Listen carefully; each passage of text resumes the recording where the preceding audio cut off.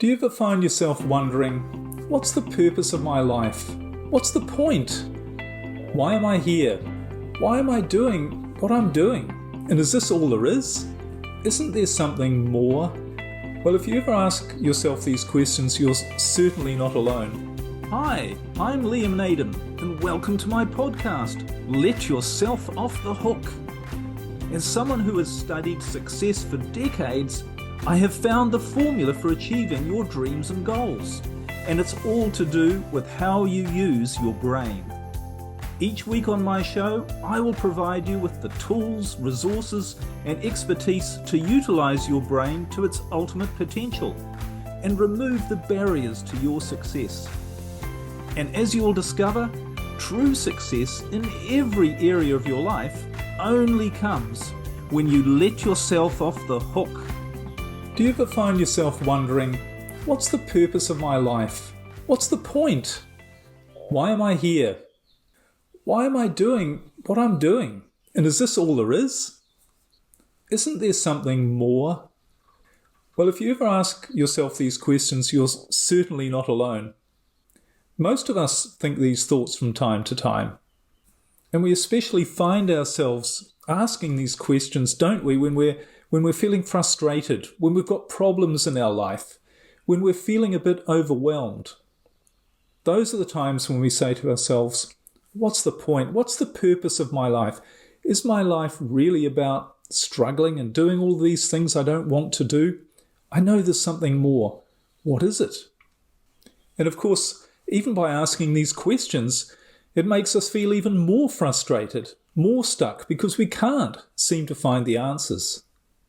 And we get into this vicious loop, this circle, don't we, of more frustration, feeling less that we know what the purpose of our life is, or feeling like the answers to what our life is all about seem to be further and further away from us.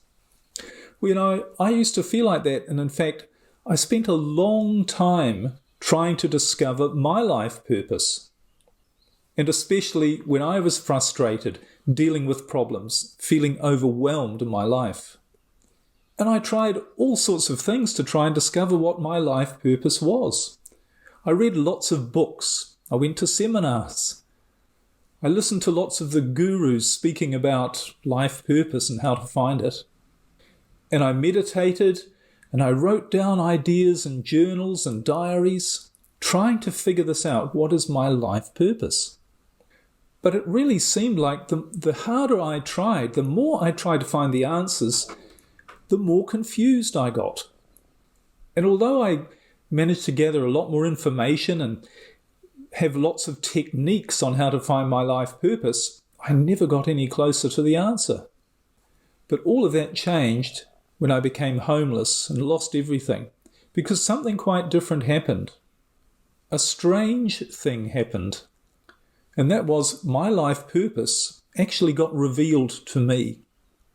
Now that might sound a bit odd, but in this episode, I want to talk about how this happened to me and how you can use these same ideas to help your life purpose reveal itself to you. And I've actually turned what happened to me into a 4-step process that I discovered is really the key to uncovering our life purpose. Now, if you look at the lives of all great achievers, people who've done really amazing things in their life, people who've changed the world, what you notice is they all did have a very clear sense of what their life purpose was. In other words, they managed to find the answer to this question, what is my life purpose? And by knowing what they should be doing and why they should be doing it, it gave them a fuel or a momentum for their life that really drove and propelled them to achieve the greatness that they did. If you think about some of these people, for instance, Nelson Mandela. Now, he discovered his life purpose. He was the man who fought against racial discrimination in his own country, South Africa, to such an extent that he became the first black president of that country. And in his autobiography, he wrote that he knew what his life purpose was, that it really was to free his people and to create harmony in his country. And it was such a strong conviction, a strong knowing, a strong certainty that that was the purpose of his life. It kept him going through 27 years of being in prison. Another person was Steve Jobs, who created Apple computers. Now, he knew his life purpose, and for him, it was to create revolutionary products that would change the world. And he certainly did that, didn't he? He's another example of somebody who, in discovering their life purpose, it didn't just change them, it changed the entire world. Now, when we hear stories like this of people who've achieved great things and who were clear on their life purpose, how does that make us feel? Well, on one level, it makes us feel inspired, doesn't it? But isn't it true that it also makes us feel a little bit frustrated and maybe a little bit even sad that we can't find the same certainty and conviction about our life? And we think things like, oh, it's just not fair. I could do great things with my life. I want to do great things with my life. And I feel that on some level, I'm here to do great things with my life. But I just don't know what they are. I don't know where to direct my energy, my enthusiasm, and my attention. And sometimes we might conclude, well, maybe there is no purpose to life. Maybe it's a ridiculous idea to try and even find a purpose. Maybe life is just about this is what it is. And sometimes we could think, well, maybe that's a valid argument or a valid answer to come up with. But the problem is, it doesn't satisfy us, does it? We still feel, even if we were to say, well, my life has no purpose, there's still a little voice inside of us or a little part of us that's saying, I feel there is a purpose. I feel there is something I should be doing. I feel there is a greatness within me. So saying that life has no purpose really isn't an answer. Well, the good news is there is a purpose, a great purpose to each of our lives. There's a reason why we're here, a very good reason. We are here to do something meaningful, satisfying, and impactful. And all we really need to do is to go about doing it the right way. And I think the conclusion I've come to is the main reason we don't find our life purpose is we've been going about it the wrong way. We've been looking in the wrong place. And that's the real reason why we haven't found it. You know, it took me a long time to figure this out, and certainly a lot of wasted effort.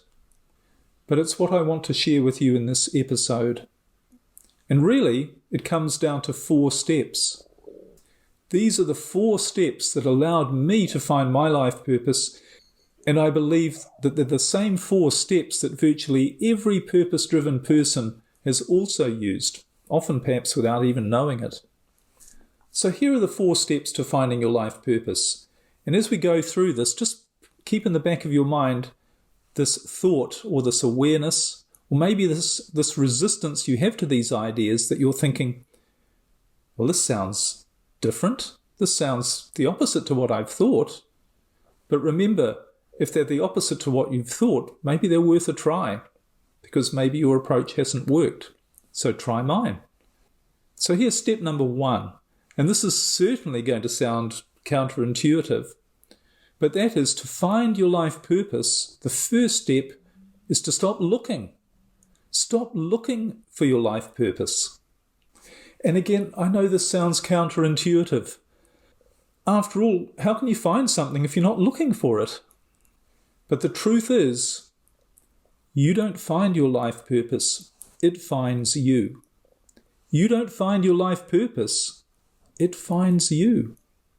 And I think we need to remember that the reason we're here is to live and find our life purpose. That means that you're here to do what you're meant to do with your life. You're meant to experience greatness. But think about this really carefully for a moment. If you think about a person who has achieved great things in their life and who has had a very clear sense of purpose, perhaps like Nelson Mandela or Steve Jobs, as we just talked about, if you look at their lives, isn't it true that their purpose came from the circumstances that they were in? In other words, where they were living, who they were, what they were doing, the time in history that they were living. And they didn't create those circumstances, at least not to start with. They didn't choose where to be born, which country, which time, which socio-economic group, which racial colour. They didn't choose any of those things. But it was the circumstances of their life where they were that were the foundation or the place where their purpose, where it grew from, where it was created from. And the important thing to realise about that is that your life purpose is contained within the circumstances of your own life. Where you are right now, the groundwork has already been done. The seeds have already been sown. So when you stop looking for it, it's going to sprout, to carry the analogy forward. It's going to show itself to you. So the first step really is to stop looking, to realise that the basis for your life purpose is already within and around you.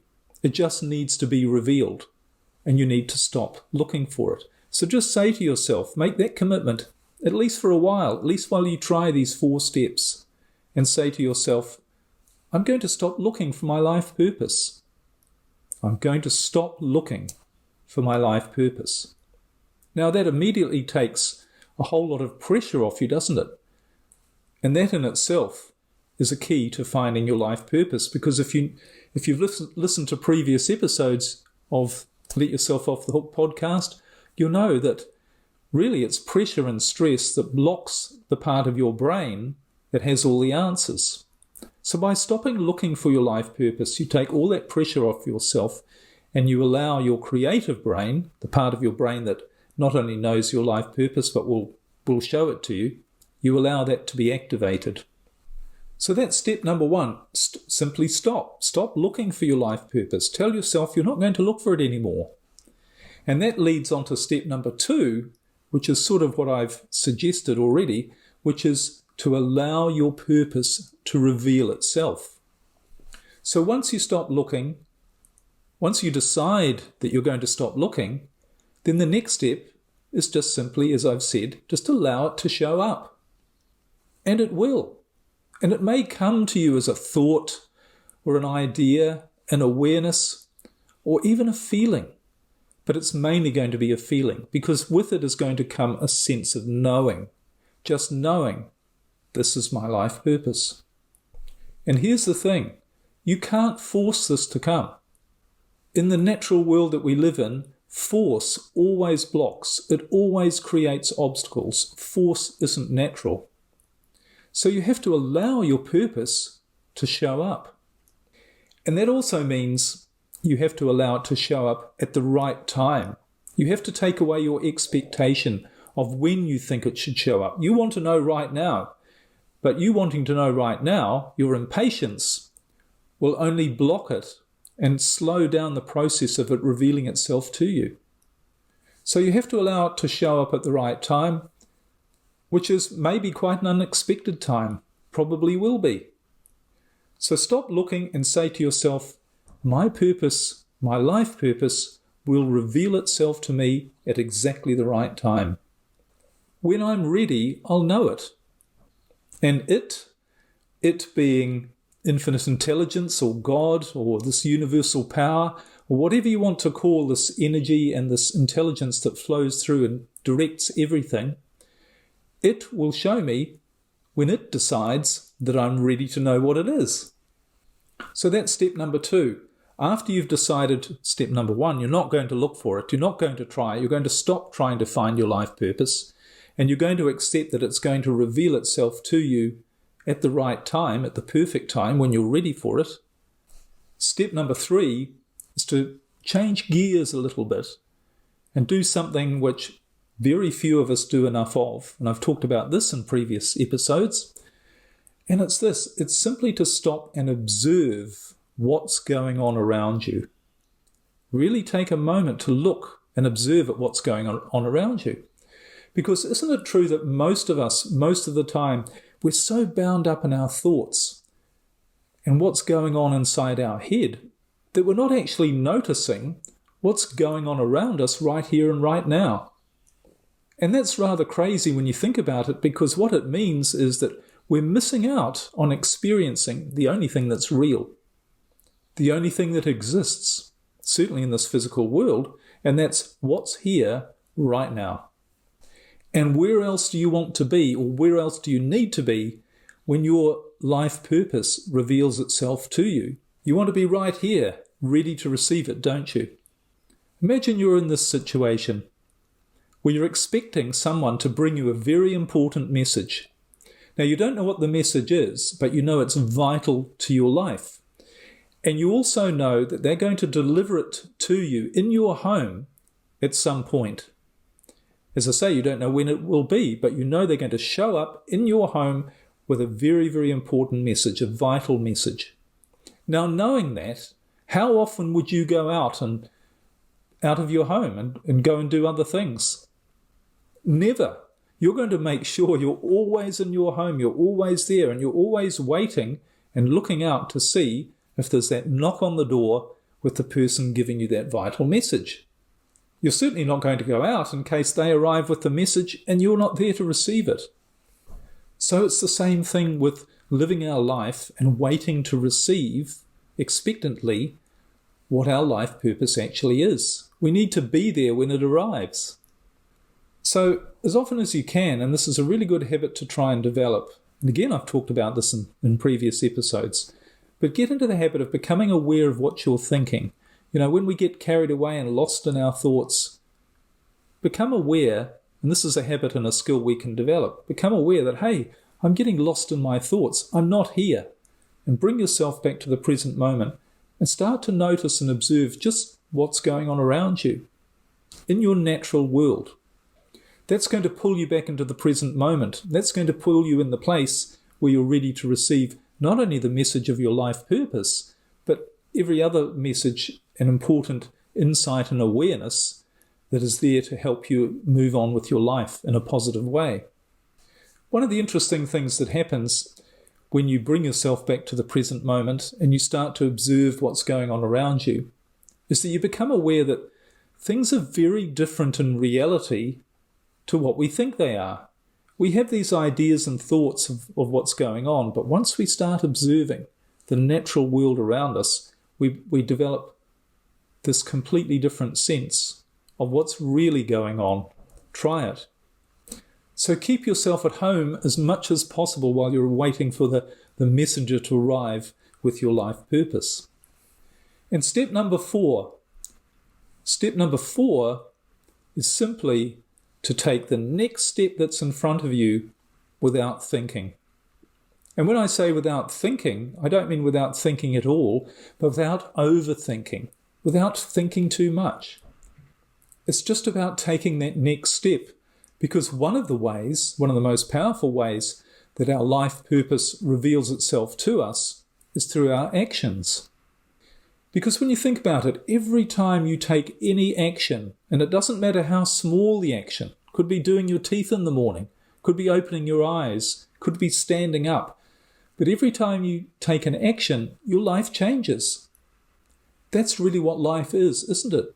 It's just a series of small steps, one after the other, continually.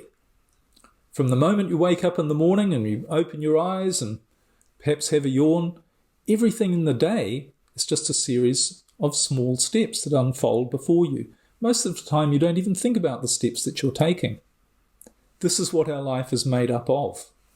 Now we know this for small steps, but the problem is when we think about our life purpose and we think about important things in our life, which may be more than doing our teeth or waking up in the morning, we forget that life is simply a series of small steps, small actions. And instead, we hold up our action with thought. It's our thoughts that slow us down. So we're trying to figure out what we should do. We're worried about making mistakes. We're trying to evaluate all of the information to decide the best course of action. And usually we're trying to think of something big. Instead of thinking of a small step, we're thinking of 10 steps at once, how we can do all of the right things to solve a problem or reach a goal in our life.